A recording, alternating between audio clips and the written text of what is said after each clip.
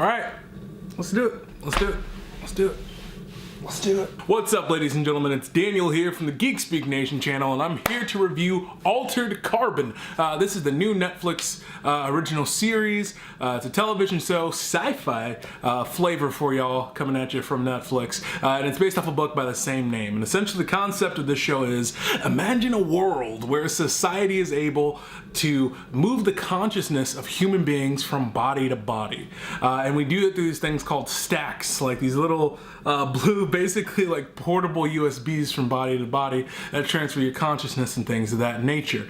And inside of this world, of course, if we've learned anything from literature or pop culture or fiction and anything or history in general, well, it's that human beings suck. So it doesn't matter how long that we spend alive, we tend to do very, very bad things. And that's kind of where the plot of our story comes in for the show. In this show, we follow a character who is an envoy, and so an envoy was this society of assassins and terrorists, as the media called them, but these were people who believed that people should not have stacks and we should have a limited number of years, like at least 100, and then we gotta call it quits. That's it. Humanity is not meant to survive for over a certain amount of time, because when we do have eternal life, we grant eternal power to those who can actually afford it. And so with the extinction of this group of the envoys, we have the last living survivor of this group, and his name is Takeshi Kovac. Takeshi Kovac, played by Joel Kinnaman. Takeshi. Joel. Remember, kids, it's not whitewashing if it's in a robot.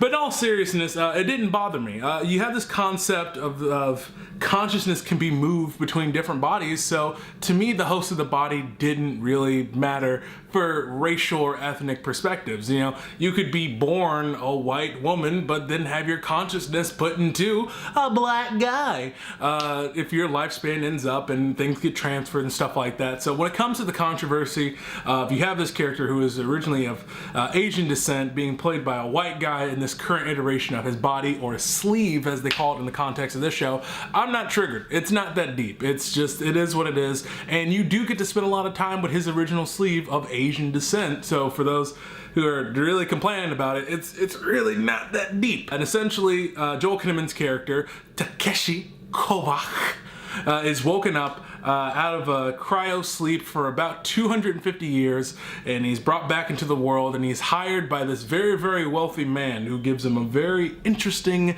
and mysterious task of going in and solving his own suicide. Yes, I know, he committed suicide, but he had his memories backed up into another body.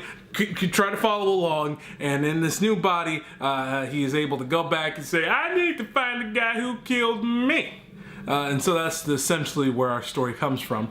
And the concept is kind of complicated as it gets when you have people jumping from body to body and things of that nature, and people who can impersonate other people. It does get pretty complex, but the concepts that are presented in this show is pretty freaking awesome.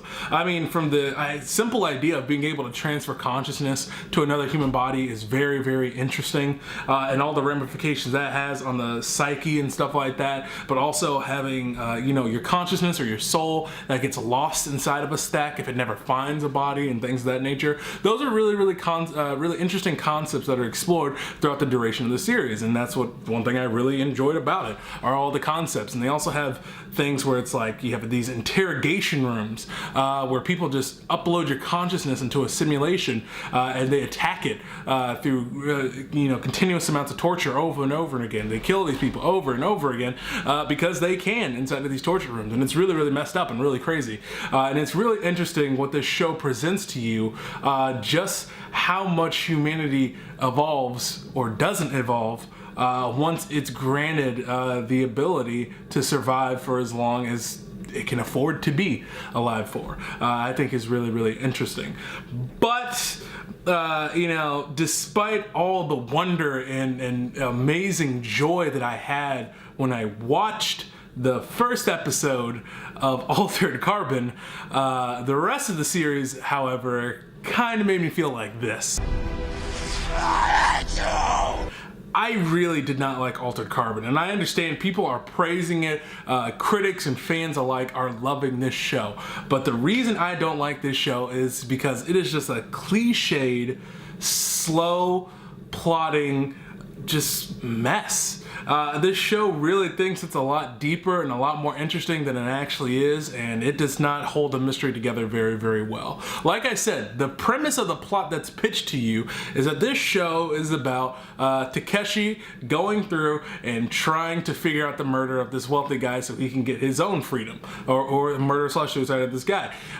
That's what he's trying to figure out. The show does not care about that because it continuously sidelines our main character and his main quests over and over and over again. Now, I know what you're thinking. Daniel, that's kind of how stories are supposed to be told. Your character has an objective and then he has you know, obstacles along the way that block him from doing that. But here's where it becomes bad storytelling. When you take your character, you take their objectives, and then you send them on a completely different plot line that keeps on branching out to other different plot lines that have nothing to do with the original plot line. And then by the end of the series, the last episode, they go, oh wait, yeah, we gotta figure out what to do with the rest of the show and connect everything together, and then they just scramble to put it all together. A complete mess. So let's break it down from a story perspective. Like I said, it goes off into all these different places, and it goes off into all these different concepts that are nice conceptually, but the execution is really, really poor. The characters start off as really complex with these people who've been around for so long, and what do they really know about themselves and humanity after being alive for this long. But as the show evolves, you realize that the show is trying to bring out this message of, it doesn't matter how long humanity's alive, we're always going to be terrible people or do the same things that we've classically done over and over again. But it never shows that progression in society all too well. These characters feel like characters that, even though they might be 487 years old, they act like someone who's 19 right now.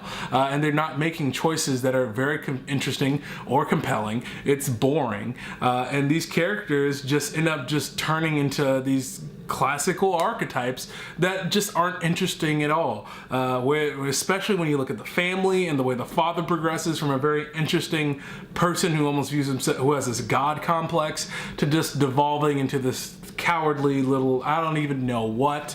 It was just terrible. Joel Kinnaman's character and how he has to deal with the traumas of his past starts off really, really interesting, but eventually just devolves into the grumpy Kinnaman show, and that just gets extremely boring. Surprise, surprise. It just got so tiring just watching him just being like, I don't give a fudge about anything, are you people? I'm just trying to get put back on ice. I don't care. I just got so tired of it. I really did. And I understand that this character went through so much trauma throughout of his history. But I mean, even when you compare his acting from Joel Kinnaman's portrayal of it to the actor who plays Takeshi in his original body, the acting is a lot better with Takeshi in the original body, and it really makes me wish that they had stuck with that actor as the lead because he was just more expressive.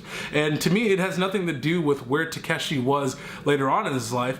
If it's the same person, he can be a little bit more expressive about how he feels about things or the situations that he's in. And when it comes to the emotional beats, the original actor just of the original body did a lot better with these emotional and captivating scenes and the action sequences as compared to Joel Kinnaman, which is really unfortunate.